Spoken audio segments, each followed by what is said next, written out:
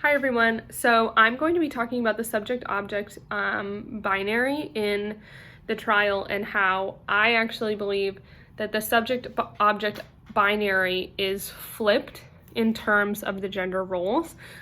We've talked in the class about how the traditional gender role in the subject-object binary is that the male is the subject and female is the object, and female is objectified.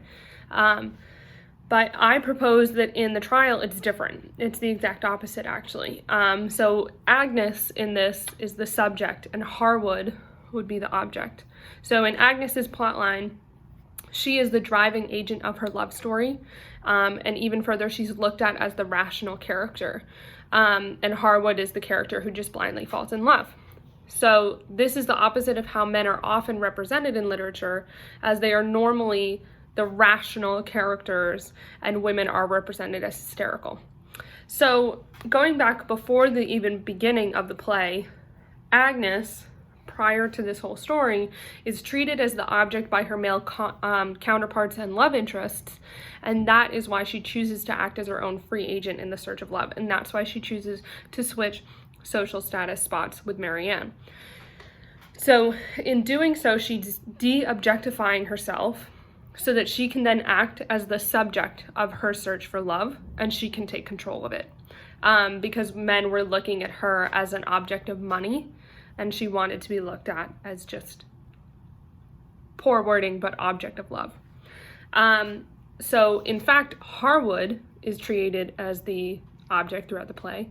He is put through different trials to test his love, which, if you were to reverse the gender roles, would be considered degrading to a woman. He is painted as a blind lover, and he chooses to see Agnes in these rose-colored glasses rather than in a realistic view. He could be described as naive, innocent, foolish, and maybe even dumb, but foolish being the biggest one. Those are all words that are often used to describe a woman who is blindly in love, especially foolish, a foolish woman. So because of all of this, the subject-object binary opposition follows all of the rules of the traditional opposition. It just features different gender roles. So the woman instead is the subject and the male is the object. It's just flipped. So some things to think on. What does this mean? Is this an example of feminist literature since women are the primary agents of the story? Or are we reading into it?